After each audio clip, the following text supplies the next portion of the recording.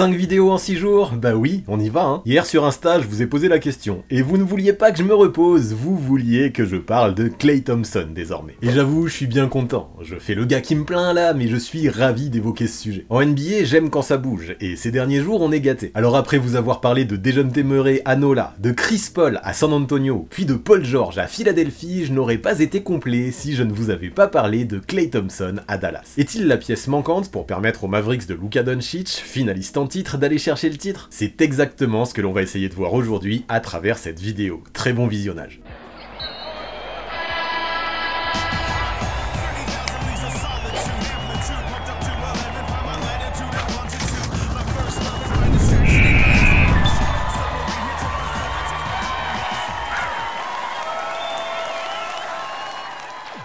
Allez, afin de bien comprendre comment s'inscrit la venue de Klay Thompson à Dallas pendant l'intersaison, remettons les choses un petit peu dans leur contexte. Le premier mouvement de Nico Harrison à Dallas cet été, ça a été d'organiser un trade le soir de la draft, qui permettait à l'équipe d'accueillir le jeune rookie français, Melvin Aginsa, choisi avec le pick 51. Le concernant, je ne vais pas en faire trop, j'ai déjà analysé son profil de long en large dans une vidéo qui date d'à peine il y a quelques semaines. Ce qu'il faut retenir, c'est qu'il dispose tout à fait du profil de 3&D, aussi bien capable d'être adroit à 3 points en attaque que performant en défense. Ça fait des années qu'on le dit, les 3&D comme lui, qui n'ont pas trop besoin du ballon pour briller, je ne sais pas trop si vous voyez où je veux en venir, mais il représente le profil idéal pour moi, pour entourer Luka Doncic. En attaque, il le laisse créer, écarte le jeu, et reste prêt à dégainer H24, tandis qu'en défense, ils doivent compléter ses faiblesses et agir comme des morts de faim. Melvin, de ce qu'il a montré cette saison en Betclic Elite avec Saint-Quentin, peut tout à fait correspondre à ce profil, s'il continue son taf, ses progrès, et arrive à convaincre Jason Kidd de lui donner une opportunité. Ça arrivera à un moment ou un autre, je pense, il faudra juste qu'à ce moment-là, Aginsa arrive à saisir son opportunité. Mais ce n'était que le début du côté de Dallas. Quelques jours après, Nico Harrison continuait dans la même veine, en envoyant cette fois-ci Tim Hardaway Jr. du côté de Détroit. Présent à Dallas depuis 6 ans et présent sur la liste des transferts depuis presque autant d'années, l'arrière fait ses valises, donc en échange de Quentin Grimes. Quel profil à votre avis? Évidemment, celui du 3&D. À 24 ans, Grimes a connu un début de carrière tumultueux, lui qui a très vite gagné et tout aussi vite perdu la confiance de son coach, Tom Thibodeau, sur ses 2 saisons et demie passées au Knicks. En février dernier, il a été transféré à Détroit, en même temps qu'Evan Fournier, mais très vite, il a été mis sur le côté, en raison d'une blessure au genou. De toute façon, pour être honnête, je ne sais pas vraiment, surtout vu ce qui vient de se passer, si les Pistons comptaient sur lui. À Dallas, l'arrière aura une nouvelle chance de s'exprimer, avec un Jason Kidd sûrement moins exigeant qu'un Tom Thibodeau lorsqu'il établit ses rotations. Grimes est un joueur qui fera le taf en défense, et qui en attaque fonctionnera à la confiance. Il est le joueur, je pense, si tu le mets dans de bonnes dispositions, tu peux tirer pas mal de sa part s'il met ses shoots. En sortie de banc, il peut être une option précieuse, en espérant pour lui qu'il en est définitivement terminé avec les blessures. Mais si ce n'est pas le cas, pas de problème, il existera toujours l'option Melvin Aginsa derrière lui. Mais pour être honnête, à ce moment-là, je ne suis pas si certain que les choses se soient passées exactement comme l'avaient prévu les dirigeants des Mavericks. Pour moi, s'ils ont transféré Tim Hardaway Jr. en étant prêts à ajouter 3 seconds tours de draft dans le deal, c'était avant tout pour libérer du cap. Ce cap, à mon sens, il devait servir pour prolonger Derrick Jones Jr., qui devait être une priorité au vu du rôle primordial qu'il a eu en playoff pour l'équipe texane. Sauf que l'ailier a décidé de prendre la direction des Los Angeles Clippers, un coup dur pour les Mavericks. Mais vous savez ce qui m'a plu, c'est que Nico Harrison a réagi directement. Depuis le début de la free agency, j'avais un œil discret sur Naji Marshall, en me disant que l'équipe qu'il sélectionnerait ferait sûrement un très bon coup. Je me doutais qu'il n'y aurait pas besoin de dépenser trop d'argent pour l'obtenir, et un contrat de 3 ans et 27 millions comme l'a proposé Dallas, c'est en effet très abordable dans la NBA d'aujourd'hui. Et quel est son profil à Naji Marshall? Et oui, le profil de 3&D là encore. Du côté de la Nouvelle-Orléans, il s'est d'abord fait sa place grâce à son envie, son hustle et son niveau défensif. Ensuite, en travaillant son tir, il est devenu un shooter fiable, capable de tourner à plus de 38% de réussite derrière la ligne en sortie de banc. Il est le genre de soldat que tu aimes avoir au sein de ton effectif quand tu as des ambitions. Il est tout à fait également le genre de joueur que tu peux responsabiliser, à mon avis, tout en dormant sur tes 2 oreilles. Naji Marshall, à 26 ans, est un joueur qui connaît son rôle, qui joue juste, et qui ne fera que peu d'erreurs quand tu le mettras sur le terrain. J'aime bien. Tout ça, je me dis, ce sont de bons ajustements pour une équipe finaliste, qui, cette saison, a pu au moins rêver du titre, ou le toucher du bout des doigts, même si les choses ne se sont pas passées comme c'était voulu en finale NBA. Sauf que depuis, messieurs dames, on a assisté à un véritable tremblement de terre du côté de Dallas. D'ailleurs, ceux qui me suivaient déjà à l'époque sur Twitch le savent très bien. Voilà des années que quand je tente de donner l'exemple du joueur parfait pour compléter le jeu de Luka Doncic, je parle de Klay Thompson Prime, un spécialiste du catch and shoot qui défend le plomb et qui surtout n'a absolument pas besoin du ballon pour briller. Même avec l'ajout de Kyrie Irving il y a 1 an et demi, il fit parfaitement. Il est le genre de joueur qui sur le papier au moins semble tout à fait pouvoir permettre à cette team d'encore élever son niveau de jeu. Sauf que là, vous l'avez compris, je parle de Klay Thompson Prime, et si vous me suiviez sur Twitch à l'époque, vous le savez aussi. Depuis les 2 grosses blessures qu'il a connues, il fait partie des joueurs en NBA qui, en raison de son implication défensive mais aussi surtout à cause de son attitude, me déçoit le plus. Alors quand on c'est ça, est-il vraiment le fit idéal pour ces Mavericks? Eh bien c'est justement à ça que je vais essayer de répondre à partir de maintenant. Déjà il faut le dire, financièrement, arriver à ajouter un joueur de cette trempe à un roster déjà finaliste, c'est un coup de maître. Les Mavericks, limités par le plafond salarial et n'ayant qu'une mid-level exception de 5 millions de dollars à leur disposition, ont dû faire preuve de créativité. Et finalement, si l'échange de Tim Hardaway Jr. ne leur a pas permis de prolonger Derrick Jones Jr., il aura au moins permis de se mettre dans les dispositions idéales pour organiser un sign and trade envoyant Josh Green à Charlotte, 2 second tours de draft à Golden State et leur permettant de récupérer Klay Thompson. Sur le papier, encore une fois pour Nico Harrison, c'est échec et mat. Les Mavs avaient besoin de se renforcer dans 2 domaines cet été. Le tir à 3 points, domaine dans lequel Tim Hardaway Jr. n'était pas assez constant, et la défense. L'arrivée de Klay, même s'il n'est plus le défenseur qu'il était, devrait au moins pouvoir transformer l'attaque de l'équipe. Avec un pourcentage de quasi 39% à 3 points la saison dernière, dans ce qui en plus a été considéré comme une mauvaise saison pour lui, Thompson, on ne va pas se mentir, reste un excellent sniper. Imaginez une attaque où Luka Doncic et Kyrie Irving se partagent la création pendant que Klay se libère pour des tirs ouverts dans les corners. C'est un rêve qui peut devenir réalité pour Dallas. Thompson, par les espaces qu'il va créer, devrait pouvoir instantanément élever le niveau de jeu de son équipe, un point crucial si les Mavs veulent retourner en finale et espérer davantage cette fois-ci. Et puis j'y tiens, et il faut que j'insiste dessus, mais c'est normal, au premier coup d'œil, la complémentarité entre Klay Thompson et Luka Doncic semble incroyable. Doté d'une vision de jeu exceptionnelle, le Slovène a souvent été comparé à Magic Johnson sur le parquet, et on comprend pourquoi. Cependant, malgré ses talents indéniables, il lui manquait souvent un soutien fiable sur les ailes, capable de tirer profit de sa vision de jeu élite. En Klay Thompson, les Mavericks trouvent le partenaire idéal. L'arrière n'est pas seulement un tireur spécialiste en attaque, il est aussi connu pour ses démarquages et ses mouvements off-ball impeccables, ce qui lui permet de se positionner idéalement pour s'offrir des tirs ouverts. Sa présence pourrait encore davantage libérer Luka Doncic et ses qualités de création. Et je le répète aussi, mais pour les mêmes raisons, Kyrie Irving s'intègre également parfaitement dans ce dispositif, lui qui peut à la fois créer et jouer sans le ballon. Imaginez Doncic, Irving et Klay sur les postes 1, 2 et 3 ensemble à Dallas l'an prochain. Sur le papier, en termes de complémentarité, c'est difficile de trouver mieux, je trouve, en attaque. L'expérience des titres et des finales NBA pour Thompson sera de plus évidemment un vrai avantage pour imaginer Dallas remporter une bague. Même à 34 ans, il reste un atout offensif majeur, et dans le Texas, son impact peut être direct. Cependant, évidemment, tout n'est pas si rose dans ce tableau qui semble idyllique, ce serait trop facile. Les 2 dernières saisons ont été marquées par de vraies questions autour de la capacité de Klay Thompson à revenir à son niveau d'avant après 2 blessures très graves, une déchirure du ligament croisé antérieur suivie d'une rupture du tendon d'Achille. Limite, on ne peut pas connaître un enchaînement de 2 blessures pires dans le basket de haut niveau, mais il est revenu en tant que professionnel et c'est déjà beaucoup. Ceci dit, bien que Thompson ait montré quelques signes qui laissent entendre qu'il n'est pas non plus si loin de son ancien lui, il est inévitable que de telles blessures laissent des séquelles à 34 ans. Les Mavericks doivent donc se préparer à gérer ses minutes avec soin, en s'assurant qu'ils ne subissent pas de rechute et qu'ils restent en forme tout au long de la saison. Et oui, physiquement, aujourd'hui, Klay Thompson n'est plus le même, il faut se l'admettre. Et puis, son intégration nécessitera obligatoirement des ajustements de Jason Kidd au coaching, c'est normal. La question est de savoir si les Mavericks peuvent maximiser le potentiel de Thompson sans sacrifier la fluidité et l'efficacité de leur propre système offensif. Même si l'arrière ne semble pas un joueur très difficile à intégrer dans une attaque au vu de son jeu sans ballon, en carrière, en NBA, il n'a jamais connu d'autre système que celui des Warriors. Kidd devra donc trouver un équilibre entre utiliser Thompson comme une menace extérieure constante et permettre à Irving et Doncic de continuer à dominer ballon en main. Dans le discours, je ne m'en fais pas, ça semble très faisable, mais dans les faits, dans le vestiaire, ce sera sûrement plus compliqué que ça. Mais mes plus gros doutes concernant Klay Thompson se situent autour de son véritable déclin défensif. Au stade où il en est dans sa carrière, il pourra encore gêner des extérieurs plus lents, mais face à des joueurs plus rapides, il pourrait peiner. On l'a vu à Golden State ces dernières saisons. Avec Doncic et Irving, qui dans le domaine sont loin d'être des experts, la défense de Thompson sera essentielle. Est-il toujours capable d'être suffisamment efficace défensivement en 2024 pour apporter aux Mavs ce dont ils ont besoin de ce côté-là du terrain? C'est sur cet aspect que je suis particulièrement dubitatif. De plus, la saison dernière, j'ai souvent reproché à Klay son attitude arrogante, voire dédaigneuse. Après ses blessures, j'ai trouvé que psychologiquement, ça avait été dur pour lui, comme s'il avait du mal à accepter qu'il ne sera plus jamais le joueur qu'il était auparavant. Alors pour se détacher de ça, il a voulu forcer, prouver, en faisant trop parfois, et en développant une attitude assez arrogante ou distancée, que j'ai parfois trouvé pénalisante pour les Warriors ces dernières années. Je pense que là-dessus, un changement d'air vers le Texas va faire beaucoup de bien à Klay. Par contre, si ça ne fonctionne pas, il y aura de véritables questions à se poser. 50 millions sur 3 ans pour Thompson, ce n'est pas excessif, c'est sûr, mais ça veut quand même dire que tu le payes jusqu'à ses 37 ans. Il représente quand même un investissement majeur pour les Mavericks. Cela implique des attentes élevées et une pression accrue pour performer. En arrivant à Dallas, l'arrière ne commence pas à prévoir sa pré-retraite. Non, il arrive dans une équipe qui déborde d'ambition et n'aura pas le choix que de se montrer à la hauteur. Il en est capable, hein, mais sur cet aspect, je ne peux rien garantir à 100% vu ce que j'ai observé de sa part dernièrement. En attendant, l'arrière se prépare au sein de l'effectif de la sélection nationale des Bahamas, qui en ce moment joue le TQO. Je ne sais pas quoi faire de cette info exactement, mais ça montre que le champion olympique avec Team USA en 2016 prend son été au sérieux, et je me dis que c'est plutôt bon signe. Pour conclure, le but pour les Mavericks en faisant venir Klay Thompson, ce n'est pas d'additionner les talents individuels, non, le but c'est le titre, ou au moins de se donner un maximum de chances de le toucher du plus près possible. Si je peux avoir quelques doutes concernant l'implication de Klay Clay de manière globale, je reste persuadé qu'en attaque, sa présence pourrait encore plus fluidifier le jeu des Mavs, qui cet été, je trouve, ont recruté intelligemment, en multipliant les profils de 3&D pour entourer Luka, c'est bien. La raquette, elle, sera toujours gardée par Daniel Gafford, Derek Lively et PJ Washington, et on l'a vu en playoff, ça fait le taf, largement. Dans les questionnements principaux que j'ai, vous les avez compris, ils concernent l'impact réel défensif que Klay Thompson peut avoir encore en 2024 dans une équipe comme Dallas. S'il retrouve ne serait-ce que les 3/4 du niveau qu'il avait avant de ce côté-là du terrain, je pense que ça pourrait largement être suffisant, et les Mavs auront vraiment de quoi être ambitieux. En revanche, s'il continue à agir comme un défenseur lambda, un peu comme il l'a fait ces dernières années à Golden State, là, ça va poser plus de problèmes. Aux côtés de Luka et de Kyrie, tu ne peux pas te permettre d'avoir un poste 3 qui défend les mains dans les poches. Maintenant, clairement, l'arrivée de Klay Thompson à Dallas peut représenter un tournant majeur pour l'équipe. Elle symbolise non seulement la fin d'une époque pour les Warriors, mais aussi le début d'une ère excitante pour les Mavericks. Avec sa capacité de tir spécial et son expérience des grands moments, Klay peut redéfinir l'attaque des Mavericks et leur donner les armes nécessaires pour viser les sommets. Mais pour ça, il va falloir qu'il retrouve au moins un peu l'impact défensif qu'il avait précédemment.